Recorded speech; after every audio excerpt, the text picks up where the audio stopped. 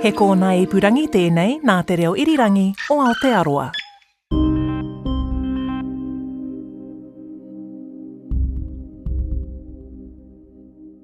Hi, I'm Paul Roy, and just a word of warning. This series contains graphic descriptions of rescues and fatalities, as well as some spicy language. Although at times confronting, they are the unfiltered reality of the work of land search and rescue volunteers, and those that have been rescued. So if unsettling personal stories affect you, a strong cup of tea might be in order. Caller. This one will be mine. Aaron Nicholson. Sorry, you got me? Yep, are you there? Yep. This is a typical beginning to a search and rescue operation out of Wanaka. I am in the operations centre, a compact building nestled into the hillside next to the fire station. How are you getting on? So we've got a party of two, John Glynn, 83-year-old male, very fit and able and still apparently climbing mountains. And then his son Ian Glynn, who's less fit, and he's a 36-year-old male. Assumed it was a beacon, not an inReach? Yes, it's a PLB, yep. They're talking about a PLB, a personal location beacon, and an inReach, an emergency texting device. It's 8:35 on the morning of Christmas Eve, and calls come in from Rabbit Pass. I think it's fair to say that Rabbit Pass is quite notorious around here. It's very steep. You never want to go down it, and even coming up there's a huge sense of exposure, not much to stand on, and if it's at all wet or slippery then it's lethal, and it's caught quite a number of people out in the No, past. sounds good. Thank you very much. Good intel. Yeah, no worries at all. Perfect. Hey, thank you. If you need anything else, let us know. Episode 4, The Way It Was. It's the day before Christmas and Wanaka is filled up with holidaymakers coming down to spend time with their families, spend Christmas Day, and of course so are these volunteers. They had to leave their families, come down here on really short notice. Outside is a electric bike that one of them came in on, still got his dog attached to the handlebars, and now they're just loading up all the equipment, and it's quite a lot. There's ropes, there's harnesses, helmets, there's emergency food, emergency tents, wet weather gear, the comms. It's quite a performance, but they're very well organised and very calm. It would be very reassuring for the people up on the pass if they knew what was happening here at the moment. And it just goes to show the value of a PLB. Without that, this could be a major search. You got a place to put this, mate? You could try sticking it in here. Yeah, we can take those. And what we can do, if we're ahead of them, we can make a pile. What we can do is just let them land. Yeah. And then we'll pull the shit out. That's the voice of professional mountain guide Gary Dixon, with 40 years' experience in search and rescue at the highest level. Like almost everyone else, he is a volunteer. I've made my way up onto the helipad on a grassed area on the hill above the search and rescue building, just as the chopper arrives. It's got the most lovely view of Wanaka and Mount Roy if the cloud wasn't down. And helicopters coming from about 25 k's away up the Tukituki Valley from aspiring helicopters, and it'll land here and they'll be gone within 5 minutes. So we'll put our blue packs inside, just in the front, and everything else goes in the back, and the strop goes in the back locker. Strop goes out, yeah, because it's heavy. One's got in, second's got in, front seat, one in the back, and they're off. I would say, whoa, what did that take? 3 minutes. Pretty slick. The helicopter's away up the Tukituki, and he'll be there in 15 minutes, I would think. Today, rescues are often pretty quick. In good weather, a rescue can be almost routine, aided by good communications, helicopters, excellent equipment, and the entire rescue monitored by screens in the Incident Management Room, or IMT, one of the many, very many acronyms used in search and rescue. In this episode, we follow a modern-day rescue, and one back in the day, when it was just boots on the ground, a lot of sweat, and a bit of guesswork. You'll hear how the whole world of search and rescue has changed over the decades. In 1965, when this story unfolds, New Zealand was a very different place. The first Kiwi troops had just been sent to Vietnam. Of Saigon, a Chinook helicopter arrives at an artillery position of the Royal New Zealand Army. The Haas Pass Road was completed. The road was dedicated by the Bishop of Christchurch, the Right Reverend A.K. Warren. And electricity, first sent from the south to the North Island. Power station on New Zealand's South Island. In supplying power across Cook Strait to the North Island, it becomes the Organised search and rescue was in its infancy. Well, I now reflect back on it, and really we didn't have very much formal training as such. I am talking to Roger Bates at his home in Richmond, to the west of Nelson. Roger has been a stalwart of land search and rescue for over 30 years and has attended hundreds of incidents. My experience was gained from actually just being called out, being a member of a party. To some extent, it was more of a case of walking along the track, hoping that you might sort of come across the missing person. Our role was to get into a location as quickly as possible. So the fitness in those days was more important than what it is today. But certainly with searching, there was no technology like we have today. It was basic, but we still seemed to finish up with the same results. Roger, who became a land search and rescue member back in 1961, took part in many notable rescues himself. One of these, in 1965, became known as the Carey Rescue in the formidable Tararua Ranges, north of Wellington, the early testing ground of many a tramper and mountaineer. So it was a secondary school party from Nainai College, and the teacher was doing this trip with them. And it was winter time, there was snow on the slopes, right down to the bush edge the snow went. We will hear more from Roger and his part in the rescue later. But now seems a good time to introduce Brian Carey, who became the focus of the search and was only 14 years old at the time. My parents moved from Chitahi Bay, ended up at Nainai College in the Lower Hutt area. Brian was quick to join the school tramping club, which had a trip planned in the Tararuas for the September holidays.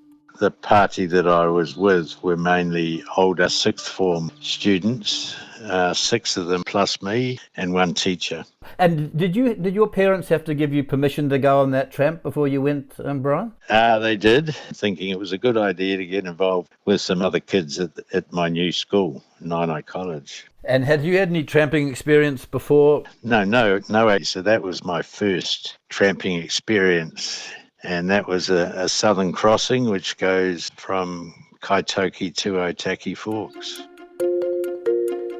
To put this in perspective, I have done the southern crossing several times, in summer and winter. And in winter, it is no doddle, depending on the conditions. Over the years, there have been over 25 fatalities there, and in winter, I always carried both ice axe and crampons, just in case. So it is a serious undertaking. We set off on the Monday and headed up Marchant Ridge and spent that night in Alpha Hut. I woke up in the morning and it was quite cold. You know, one of those beautiful days where the snow's crisp and the sky is blue. There'd been a fresh fall of snow, but there was quite a build-up, probably 1.5 meters, and early morning, of course, it was quite icy. I put on all my clothes because I was cold. So I think I had 3 pairs of socks and long johns and overtrousers and long pants as well, and bush singlet, woolen shirt, woolen jersey, and then raincoats and black parkas, of course, in those days, because I didn't want to carry them because the first day had been quite hard. And as a new tramper, I thought if I wore my clothes, I wouldn't have to carry them. So that's what I did. And were you sort of being looked after a little bit by the party because you were the younger one? I don't think so. They were sort of tolerating me rather than looking after me. And the teacher, we discovered, was very inexperienced, so we should never have been in those conditions. If he had been experienced, we would have been roped, but we weren't. We were just single file, and I was either tail end Charlie or second back. We hadn't been travelling very long, probably less than an hour, and with the amount of snow that had built up, the ridge was quite narrow. And even though I was sort of at the end of the party, we weren't penetrating through the icy layer, and so there were not good footprints or anything. You can see all is not right here. A young tramper on his first trip, not being looked after by the rest of the party, and an inexperienced teacher leading them. I slipped to the left, and instead of just stopping when you fall over on those conditions, I started to slide, and there was a little bit of a lip that I sort of remember and thought, well, I'd slow down by the time I got there. I didn't have any skills to be able to stop myself, like roll over on my stomach or any of those things they teach you in bushcraft now. And of course, no ice axe, so I couldn't do it. So I was sitting down, sliding, thinking I would stop, but I went over the slip, and that's when I started to fall down this icy chute, about 100 metres or so. And about halfway down that, I started to tumble, and that's when my pack strap broke. One of the other members of the party must have seen me, because a comment sort of that I heard afterwards was, one minute he was there and the next minute he wasn't.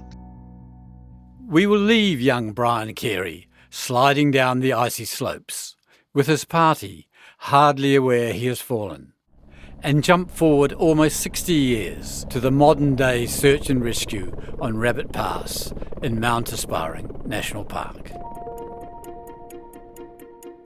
In the tramping world, Rabbit Pass is a notorious crossing. It runs east to west through a high alpine basin for just over a kilometre, through tricky terrain with streams to cross, often avalanche debris, and big drop-offs should you stray at either end of the pass. Even in good weather, it can take an hour to negotiate the narrow valley. In bad weather, it can be confronting. Unknown caller. This one would be one. Okay. Aaron Nicholson.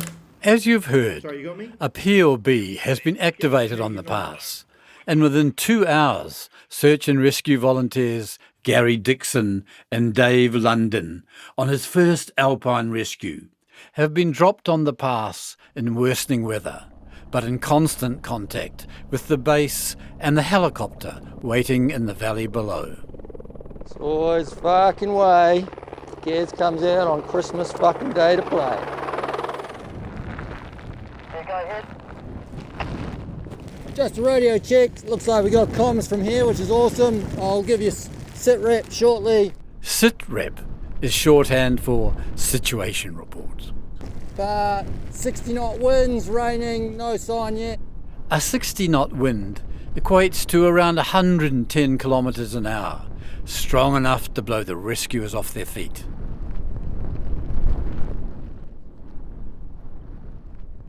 At the Incident Management HQ in Wanaka, a team of 5 people are able to track the movements of the helicopter on a large monitor using GPS tracking and talk to the pilot and Gary to get real-time information. Thanks, Gaz. All received. Did you say 60 knots? Over.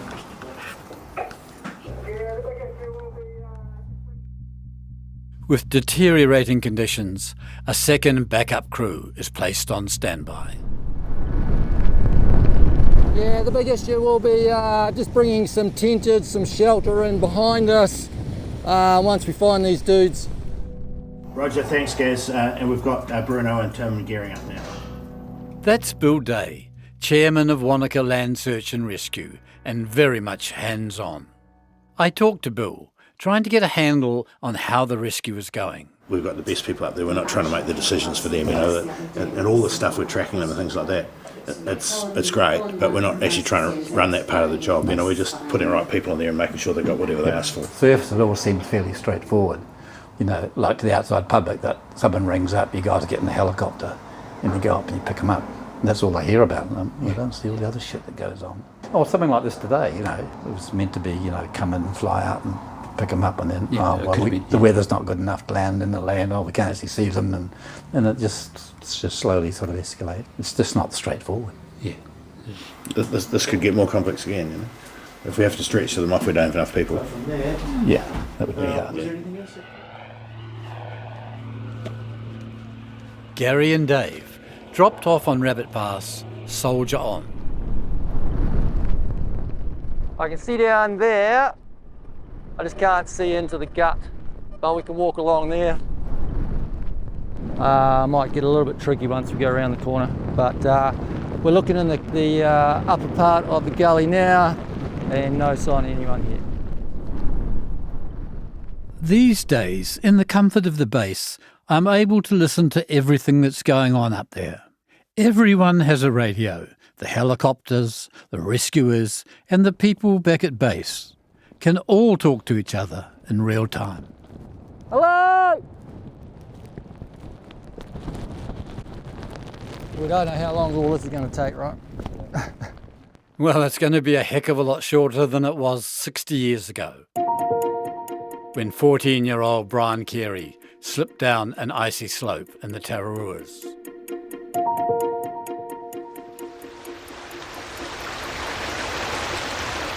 I went over a little waterfall after the 100 metres and landed at the bottom of that, and that's when I called out help, and then I must have blacked out.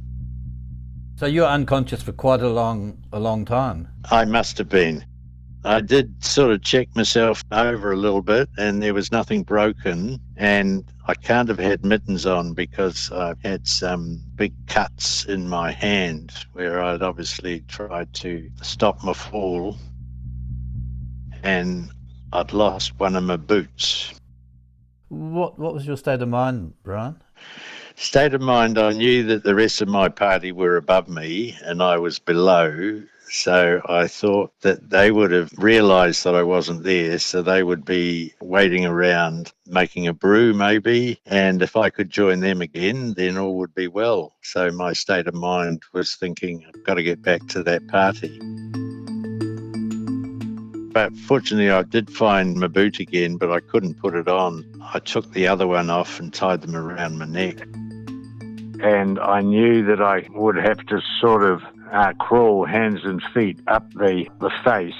So in my shocked mind, I put them on my hands so I could punch handhold and then bring my feet up into those handholds. I hadn't reached the top on my first attempt when I fell, and I'm not sure whether it was the same waterfall or another one, but it was disheartening, and I thought, to heck with this, I'll stay where I am. So young Brian is separated from his party, has lost his pack with his sleeping bag, cannot get his feet back into his boots, and faces his first night alone in the snow on the bush edge. Sucked a bit of snow for moisture. How I knew to suck snow and not eat it, I've no idea either. I just huddled up, put my hands under my armpits and, fetus position, and got as much rest as I could. That would have been a long, lonely night, temperatures below zero, and a dawn that never seems to arrive. After his first night in the open, Brian managed to climb back to the top of the ridge, once again using his boots on his hands to punch steps. Brian has had 24 hours in the open, and back in 1966, the search and rescue operation hasn't even started. But on Rabbit Pass, within 3 hours of the PLB being set off, the rescuers are within a kilometre of the stranded trampers. Think of the people out of here. They're generally trampers, not, alpinists. They don't necessarily know anything about navigation. Gary makes a good point. The older 83-year-old is an ex-deer colour and still as fit as a fiddle, but his 36-year-old son lives in Sydney and not quite so fit. When they started out, despite the forecast of bad weather, with limited time, they decided to push ahead with their trip. So I was actually able to talk to Bill on aspiring repeater. Okay. Just there, that was good. Nice. I've just turned everything off to save battery. Okay. Although the going is tough, Gary and Dave know they are within a kilometre or so from the father and son who set off their PLB. It's a bit fucking slippery on the other side. Yeah, I mean, it's a harmless bit of water though. You got to make a mistake, you're not going to go anywhere. Yeah, we should be able to nip through there, you reckon? Yeah. It's all good. I'd rather just get wet feet than try to fucking boulder hop and have something else go wrong. Back in the Tararuas, Brian was facing a second night on the tops with little chance of rescue.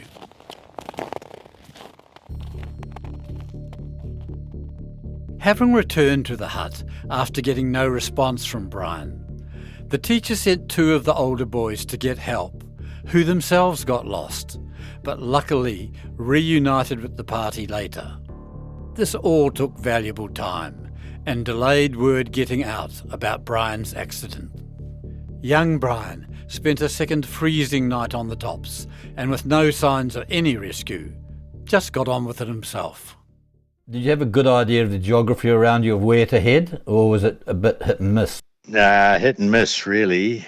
I was getting out of the snow, getting off the tops, because I realised it would be a little bit warmer and safer. So I thought I've got to keep moving because they can't be that far ahead of me, because they would have had to stop. So I continued on down that ridge as best as I could, and then I ran out of snow and ran out of footprints, and I must have veered off the track a little bit. So I thought if I can just get into a river valley, I would be able to get out in the headwaters of the Hutt Valley and be safe and sound. What was that bush like for travelling through? Yeah, a lot of sipplejack, a lot of leatherwood, a lot of steep little bits that, I slid down. I bush bashed down into a river valley that I saw. By the afternoon of the second day, the school party and their teacher had eventually made their way out to raise the alarm with police, who contacted the local tramping clubs.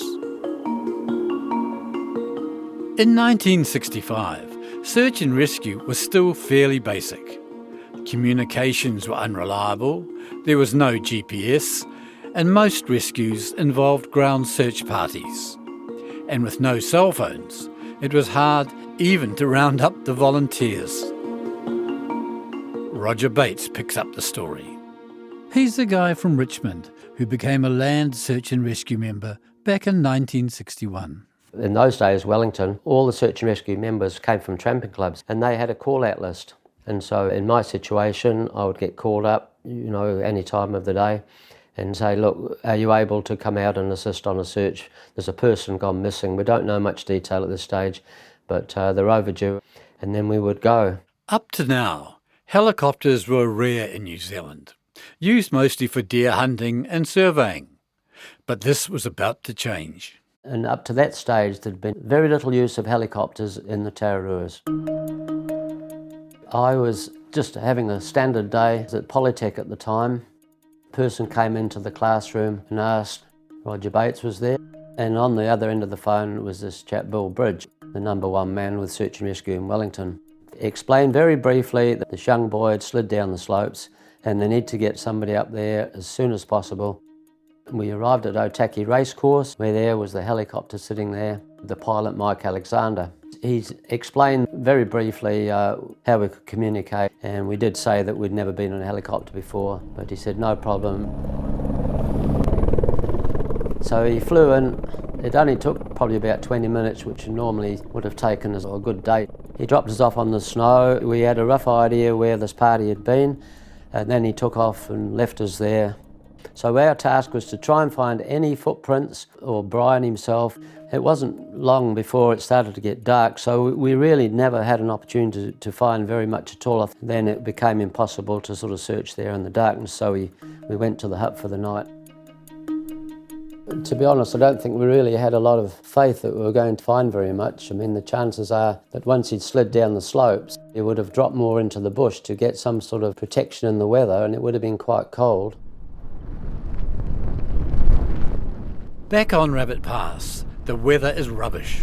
So Gary and Dave, despite their technology, are back to the basics, just like the old days, using their ears and eyes. 10, scene. PLB. And they spot a tent.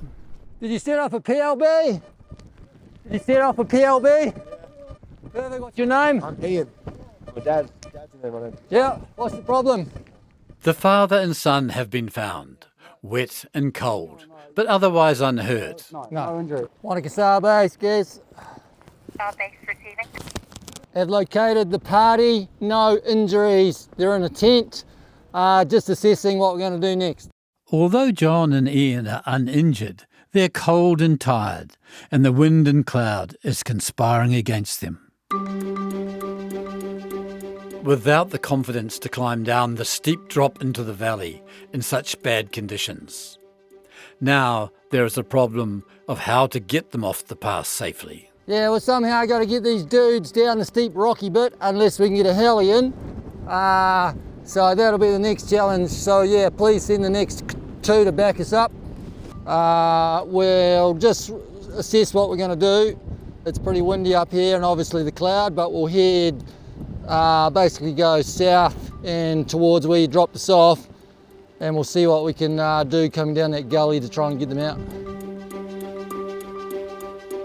Like I say, I've been over Rabbit Pass twice, but in good weather. And even then, it is a serious proposition.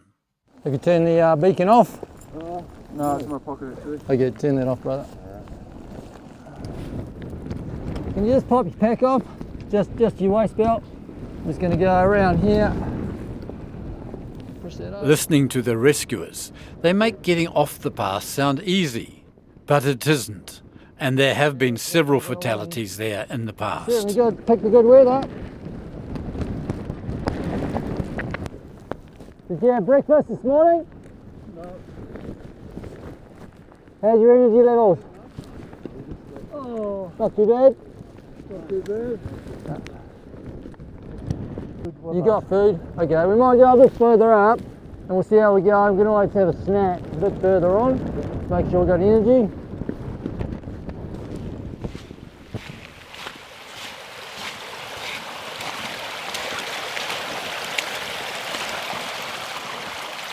Meanwhile, Brian is still travelling only in his socks.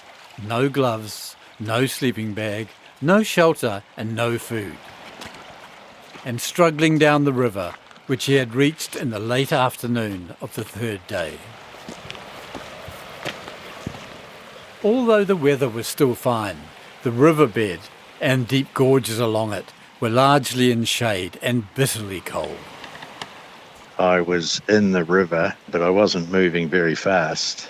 So I floated my way through these large pools to stony beaches and then would make our way along there.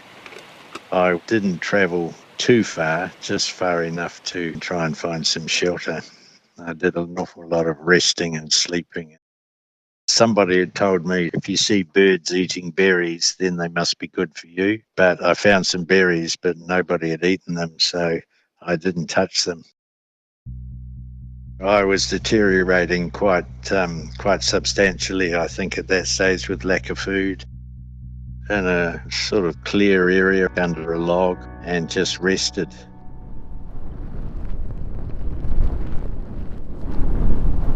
On Rabbit Pass, the weather is very dicey and there are only 2 ways off. You happy, Dave? Yeah. Yeah, so nothing wrong here? No.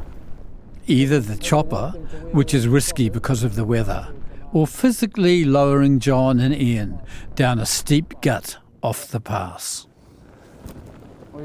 We'll make our way to where we landed. That first time we had that discussion. Yeah. We can always just re-establish camp there. Yeah. and wait for clearance, because that's where it's going to happen, not here. Yeah, absolutely. Yeah. Rightio, so we're going to head away down this way, further away from the cloud, down to where it steepens up. That's where we got dropped off. We'll see what we do there, whether the helicopter can come in, or whether we need to go down the rock a little bit. Okay. Okay, but it's much better that way. Yeah, well, not much better, but better. Yeah, better than being up here. Better than being here, yeah. Okay, so it's going to go down here, a little bit slippery down here. Yep. If you have to, you can always sit on your bum, and then just across the river, and then we go up over here and up there. All right? Good, man.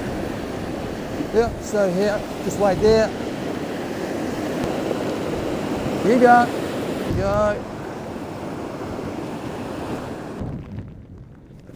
Maybe just get him to have a breather in behind here.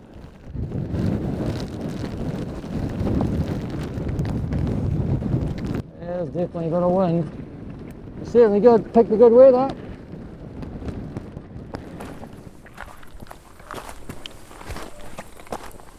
In the Tararuas, ground search parties had been put on alert and the rescue effort was slowly swinging into action. I knew that there was a kid missing off Alpha somewhere. As far as I knew, he'd slipped on the ice and crashed down through the bushes and could have been dead, well and truly. This is Norman Whiteside, an experienced tramper with the club, who had been on a number of search and rescues. I was the search controller at that stage for the Tongue and Meats. The Tongue and Meats is the nickname for the Tararua Tramping and Mountaineering Club, formed in 1947. And famed for its tough trips throughout the Tararuas and further afield. And its members had volunteered for search and rescue for generations. It was a slow build-up, and then the next thing came, get together a team, 8 of us actually, in our contingent. So you knew it was happening, and by that stage you were being warned to be prepared to stay out for 4 nights. It's pretty windy up here, and obviously the cloud, but we'll head basically go south. On Rabbit Pass, Gary is in contact with Rivi, the helicopter pilot, waiting in the valley below, away from the worst of the weather. That comes into sight every now and again. Yeah, I've been in contact with base, talked to Bill. I'm getting the second party to come. We may need their assistance in the rock gully to bring them down through there and then down to the waiting heli somewhere. Be nice if we can helicopter down, even if it's a snatch and grab. Gary makes contact with the second helicopter crew and makes plans for a ground rescue team to walk up to the pass in case a landing is not possible.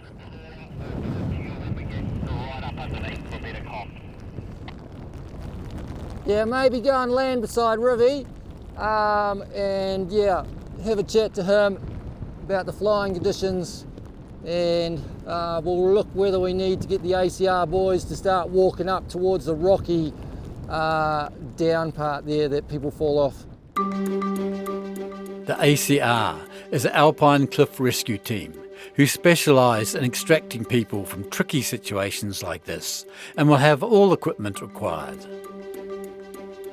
By 1965, basic radios were available to search crews, though hardly the portable ones of today. No such communication problems for Gary on Rabbit Pass, who is in direct contact with the choppers. Yeah, get them to bring 2 ropes so we can short rope the customers, and some slings for making harnesses, bit of rock gear maybe. Yep, they got that. Thanks, guys. Yeah, start walking up towards the coal with ropes and improvised harness, please. We're not sure we're going to get out of here yet. She's all pretty dodgy. Rivi, Gaz. Yeah, go ahead, Gaz. Yeah, we're just coming up to that low point that you flew through, that you flew out. Is that a reasonable spot for you to fly to if you had to? Yep, yeah, a few things you'll know as well. We're just looking at it. Gary, you think I can get in there, can I, and pick you up there, can I? Yeah, it's coming and going as we know. It looks reasonable. When it does clear, it'll be a snatch and grab. We'll get rid of the customers for a starter. A snatch and grab is exactly what it sounds like, often used when conditions are bad, as they are today on Rabbit Pass. The chopper will hardly touch down. The passengers are got on board and the pilot lifts off as quickly as possible. It can take less than a minute. Comes and goes, Rivy. I'll give you another update in 5.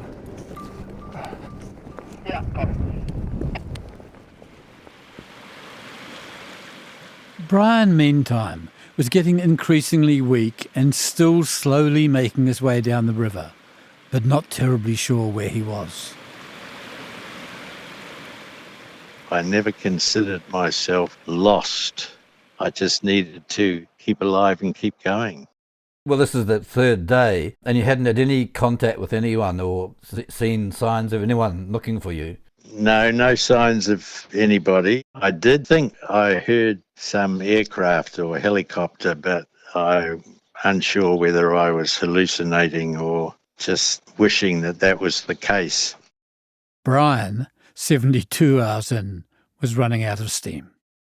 I tried to stay out in the open so that if they were spotting me, but of course black overtrow, black parka, black sou'wester hat, just a big rock they would have seen. Morning of the 4th day, what happens then, Brian? Not a lot. I was pretty weak at that stage. I think a little bit of shock and reality had hit in, so I was pretty weak, so I didn't actually move much on that day. But for a 14-year-old, remarkably keeping his spirits up. Never crossed my mind that I was going to die. Can't remember any crying or anything like that. And I think as I've used in later years, that positive attitude is very important. You know who you are, what you're capable of, and never give up. Maybe after that 4th day, it might have been a little bit different. The strange thing is, as a young child, I used to go to Sunday school. During the day when I was not asleep, I would sort of hum or sing song. And 65, I suppose it could have all been Beatles songs, but the only ones I was singing were my old Sunday school songs. And an awareness that there was something bigger than me sort of looking after me. When we left Rabbit Pass, the party had been found cold but alive and well, but the weather was making it difficult and dangerous to lift them off the pass. Yeah, go ahead, Gia.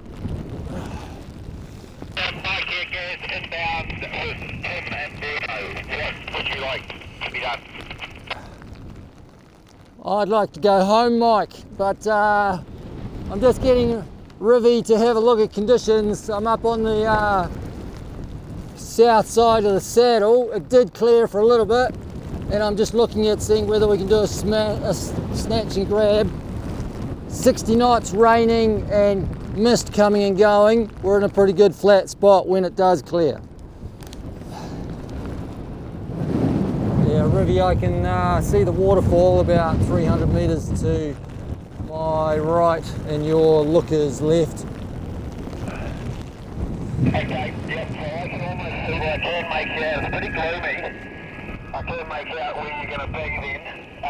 That's perfect. I'm straight behind you. So just give it a wee bit longer, is that as good as it's been getting? Nah, give it more. It's been better than this, mate. Yeah, exactly. Okay. Come on, fuck off, Cloud. You can hear the frustration in Gaz's voice. Visibility is coming and going. All they need is a few minutes of reasonable weather for the chopper to land. Yeah, it's trying now. I don't really want to bring you into a sucker hole, though. Rivy, you got a copy? Yeah, let's do it.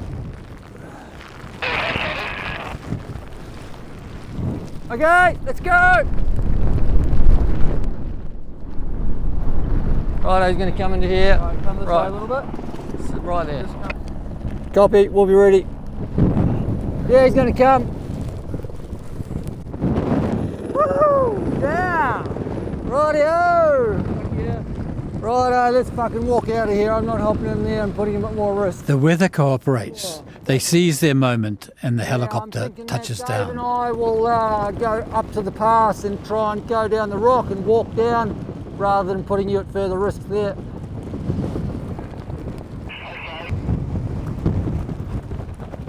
We'll put the stuff They in load the, up John and Ian, and they're away. The rescued and the rescuers. Yeah, so if he comes up, we'll just put him in the back. Yeah. He just needs to put his seatbelt on and, you know, preferably just take his pack off so it's a bit easier for him. Yeah. Yeah. So we can get him as well. You just stay here. Two of us will probably walk down. All good. Looks like father and son, John and Ian, will be back in Wanaka in time for Christmas.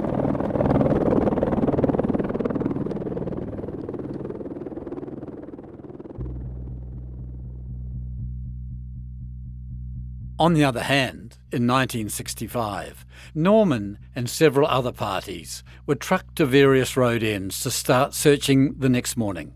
Now, day 4.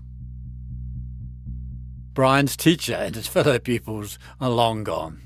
We were probably thinking we'd be looking for a hypothermia death. There's no doubt about that to my mind. It was the middle of winter and days had gone by since this teacher had hightailed off to Otaki. My team was apportioned to do the true left of the river above the gorge. The true left of a river is the left-hand side when you are looking downstream. And stay about 10 metres apart. And of course that means you're sort of 40 metres up from the river, just in case he'd come down high above the river. And so we took off. Well, we got bluffed out eventually because it's pretty gorgy up there, and eventually you look over the edge of some sheer rock bluffs and you've got to go down to the river again. Bluffed out is when you find yourself with steep cliffs above, below, and on both sides of you. Not a great situation to be in. One of our group, a guy called Julian Pemberton, he spotted him sitting upright with his back to the frost all over it, hollered out to the rest of us that he had found him. There was Brian, covered in ice, wearing a black parka, looking for all the world like a frozen rock. The boy they thought was dead, alive, but only just. So, of course, we all gathered and congregated, and he couldn't really speak very well. He had started removing some of his clothes, confirming Norm's fears of hypothermia. In the state he was in the loss of clothes and the damage to his body with the scars and bruises and things on it, he certainly had suffered some sort of fall. He was very, what you might call, hypothermic. Brian himself doesn't remember too much about being found. I don't think he would have got much further. And below him there's several gorgy pools that you basically got to swim for it, or you've got to be pretty active to climb up around the side of them.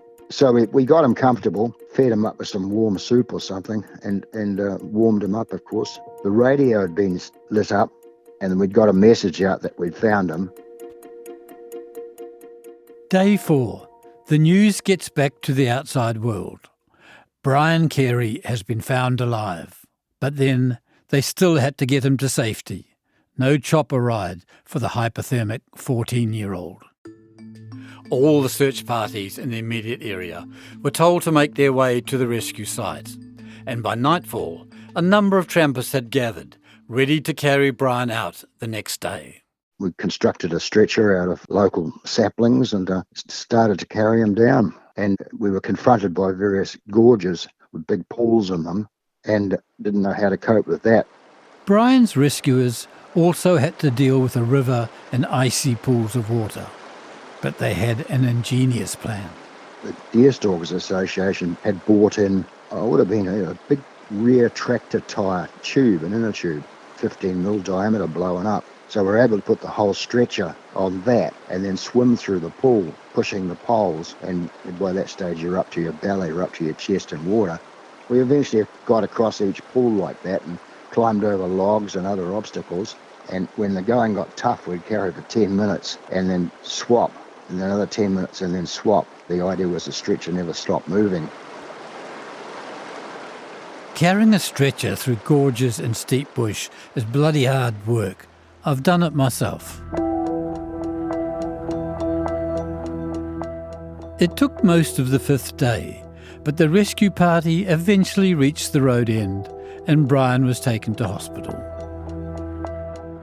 An arduous end to this historic search and rescue mission. In marked contrast to John and Ian, lifted off Rabbit Pass and flown to safety in 20 minutes. 2 helicopters have arrived back at the pad. One's just lifted off, left the volunteers, the rescuers behind, and there's 4 people crouching near the 2nd helicopter who have been rescued. The one constant in both these rescues, separated by almost 60 years, is the hostile mountain weather. That never changes.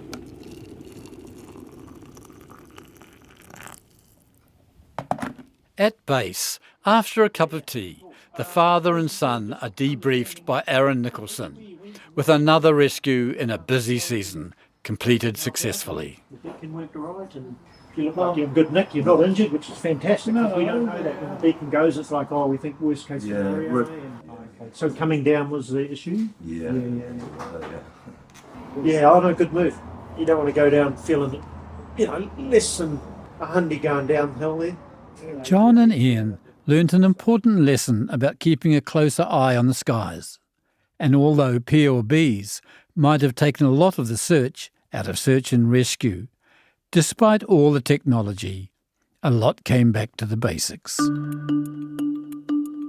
Not put off by his close call, Brian joined the Tongue and Meads Tramping Club, having lived to tramp another day. I survived, and whatever reason I survived, I lived the best life I can since then. In later life, Brian became the Reverend Brian Carey, working at Diocesan College in the North Island, perhaps confirming his thoughts while bushed that someone had a higher calling for him.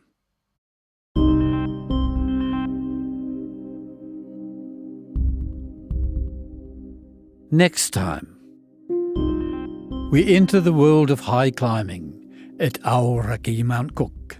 Because generally when you're picking up a body, like at the bottom of the east face, it's pretty beaten up. Back then, 1982, things were very different in the world of search and rescue. If they weren't getting the story, they were making it up. The stuff I read in the paper was just embarrassing. 2 men stranded on our highest peak while the world watched. Suddenly there was some thudding and silence. A story of survival against the odds and the risks taken to rescue them. That's coming up next time on Search and Rescue NZ. And thanks for listening. A special thanks to the Land Search and Rescue men and women who generously shared their experiences. Thanks to the producers of the series, Phil Vine, Justine Murray and Justin Gregory. Production coordinator, Brianna Juritich-Gregg. Executive audio editor, Tim Watkin. Thanks to Ben Pearce, the engineer for this episode. Find and follow Search and Rescue NZ on your favourite podcast app or at rnz.co.nz/podcasts.